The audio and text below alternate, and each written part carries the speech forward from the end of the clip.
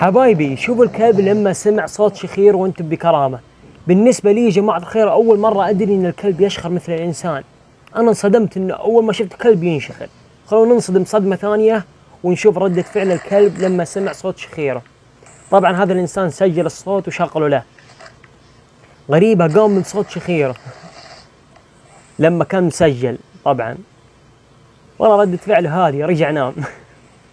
والله توقعت إنه بيقوم عليه ولا شيء.